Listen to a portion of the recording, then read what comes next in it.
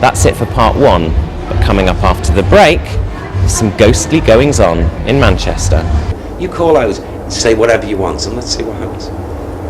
Okay, I'm just asking because I'm really intrigued to see if you can connect with us somehow. So if you're listening and want to connect, then make a noise or throw something or push me over, anything, please.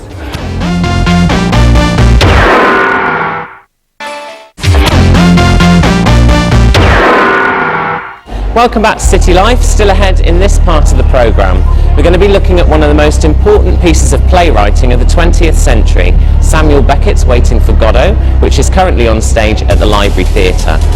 But first off, Derek Acorah really rose to fame with the TV programme Most Haunted, but he's coming to Manchester next week. Derek brings his one-man show to Manchester Opera House next Friday and Saturday. But before all of that, Steph Elmore met him at Brannigans in the old Methodist chapel above the pub. Now that's spooky. Right, back at last. How's it feel? Well, just walking into the ether, it's like taking me back again. This ether will never change. Purely simply because of the residual energy. I can sense them from here. Really? Yeah. My heart's beating. Is it? Really fast. Okay, well, those sorts of things happen. But you will be okay. Okay, I'm in one of the most haunted places in the UK with Derek Acorah. I'm feeling a little bit scared now. Well, yeah, I don't blame you for feeling a little bit scared, you know, because the energies that are afoot here at times, especially from the residual energy, can affect. You don't have to be a medium. Yeah. You can be what we call clairsentient, and you are, because since birth, every person's born psychic. You're no different. So that clairsentience stays with you. How did you realise you had these supernatural powers? Did it come when you were young, 5-year-old, or? Well, my first spiritual experience was at the tender age of 6 in my grandmother's house when I encountered a spirit man.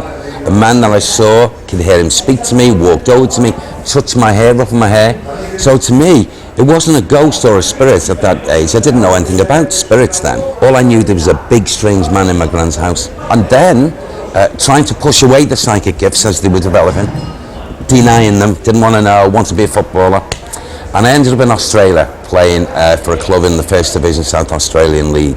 By this time I was 26 going up to 27, and unfortunately, sick as what I was, I'd had a knee injury and that finished me in the game. I quickly came back over to the UK and I thought, what can I do? I'm not like trained up for anything. I remembered what my gran said, you'll eventually come and you'll work in this way. I was very aware when climbing that metal ladder, again for the fourth time, that there was this group of energy that was actually here, although I was only just making my way up. And the moment I got my whole body up here, it was like, whew, into there. Now, I feel that they are aware that we know they're here. But if we, very sure, I'm going to ask you to walk through there with me. Now, there may be, if they stand the ground, you may feel. I'm ready to feel. Okay?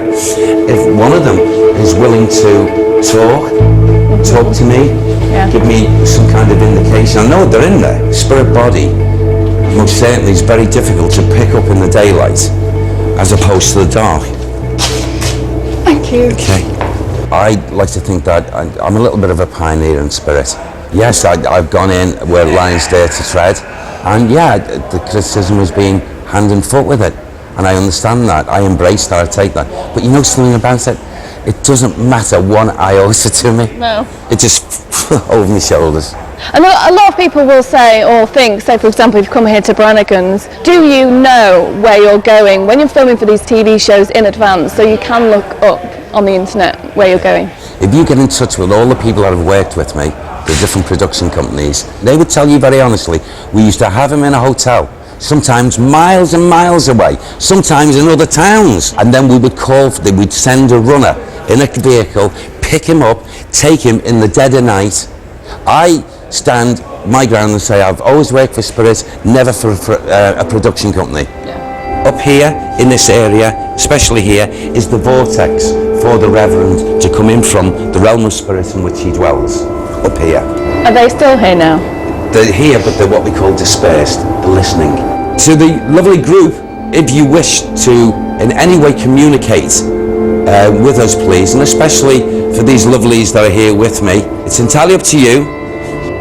Knock on something, do something, move something, go close to the cameraman, tug on one of the jackets, come around this lovely lady here and stroke her head, do something. Let her feel your spiritual energy. I can hear a breathing noise. Can you? Well, it is one that's swirling around us here now.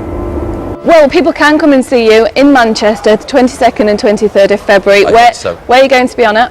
Yes, on those dates I'm going to be on the Manchester Opera House, and I hope all the lovely people who are going to come along, that they get their truth, that they see that their loved ones live on, and give them hope. And there's also always a place for Derek Acorah. You've brought lots of entertainment to lots of households. Well, I hope so, I hope so. And because I enjoy my work. People have said, oh God, you know, the frightening aspect, look at his face, he's cringing, he's this and the other. Well, that's all part and parcel of what I've got to go through to achieve this, to show people. Well, bring it on. He's not cringy, he's a very handsome man. I've enjoyed spending the day with you. Thank you very much. Thank you.